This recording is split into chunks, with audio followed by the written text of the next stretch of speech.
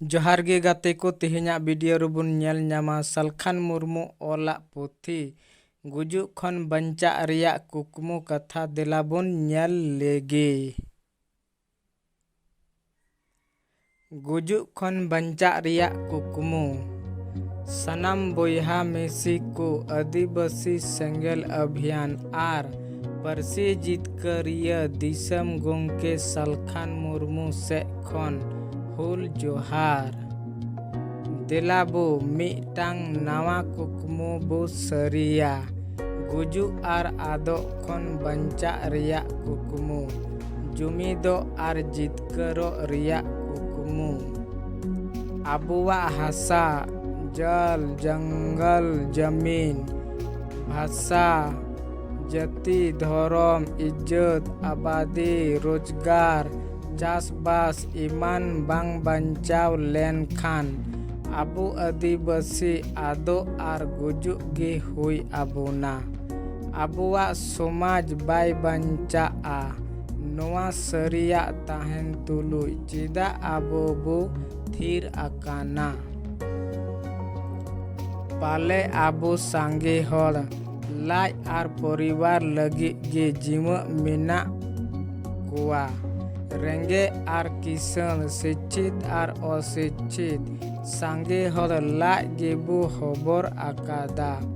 आबुआ हासा भाषा को बंचाव लगी आबुआ दरद गरज आर दुलर बनु लिकागे दिलाबो लाज साला आबुआ समाज बंचाव लगी तन मन धन ते कई कई बु गड़ोआ आर बांखान समाज दय गुजुआ। झारखंड बंगाल उड़ीसा आसाम बिहार लिकान मोले पोनत रे अडिगान झारखंडी आदिवासी चे संथाल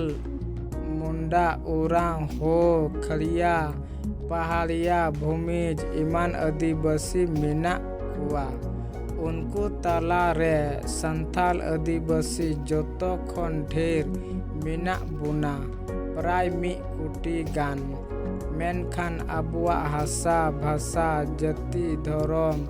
इज्जत आबादी रोजगार चासबास इमान को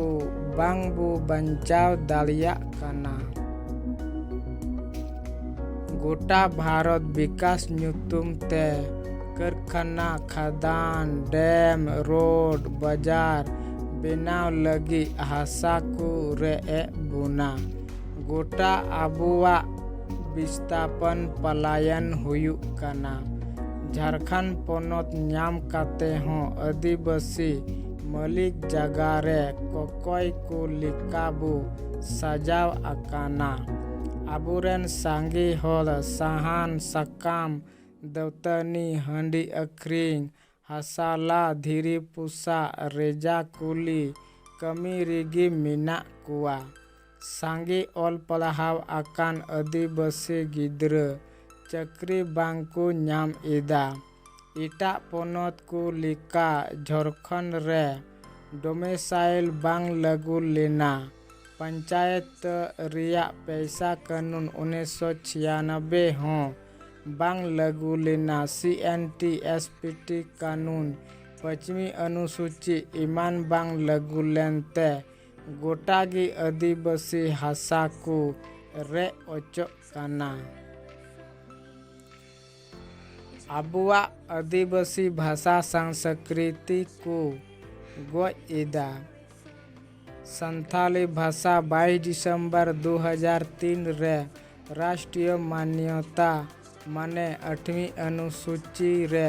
शामिल आकान रे हों झारखंड रिया प्रथम राज्य भाषा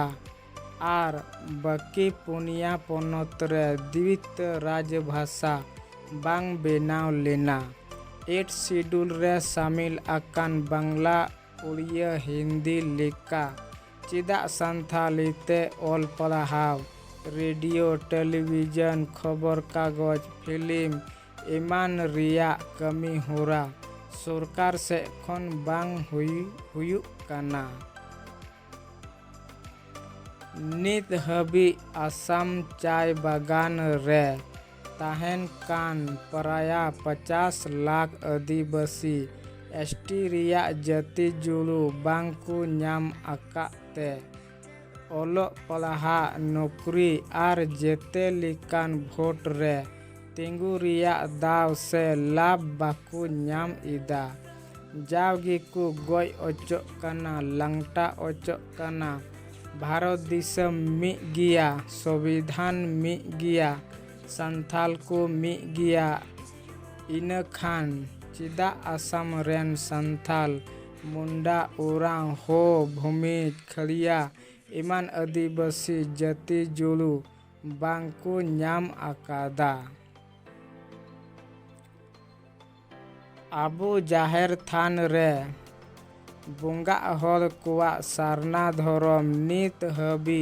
सरकारी मान्यता अवरी न्यामाय ओनाते जनगणना रे आबुआ कलम कोड नंबर बनुआ जुदी धरम आदोआ इन खान बोंगा को आदोआ रैरीत परब पुनई आदोआ आबू बु आदोआ लाज जलाते प्राय 2-3 लाख गान आदिवासी कुड़ी दिल्ली मुंबई रिकू अखरिंग अकाना मिलिका दो आबुआ इज्जत अखरिंगो काना विस्थापन पलायन ते आदिवासी आबादी आ चाबा काना झारखंड रे आज़ादी समय आदिवासी 70% को ताहे काना तिहिन उनकुआ संख्या 26% हुई अकाना भारत दिसम रेन हल कुआ संख्या 30 करोड़ खन 130 करोड़ हुई इना इन खान आदिवासी आबादी गी चिदा कमो काना नोआ मोले पोनत रे आदिवासी रोजगार आर चास बास लेकान जीव ताहेन कमी होरा रेकु हकु ताइनम चाबा काना रोजगार बांगते हर आतु दिसम बगी काते को नीर जोंग काना